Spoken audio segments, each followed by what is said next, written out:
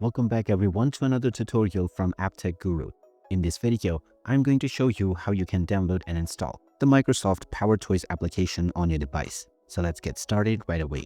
Now you can either open up the Microsoft Store and simply search for PowerToys using the search box, and you will find the Microsoft PowerToys application. You can click on the install button and this will begin the download and installation of the app.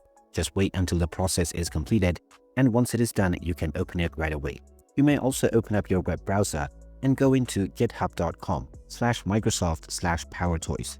Then within this website, within the releases section, you will find the release version. From here, you can download the installer and make sure to use machine-wide to install it for all users. Once it is done, you can click on open, and now you can start using the PowerToys application on your device right away.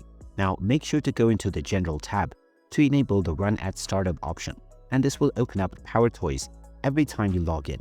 So there you have it. That is how easy it is to download and install the Microsoft PowerToys tool. If you find this video helpful, don't forget to hit that like button and subscribe to our channel for more useful tips and tutorials.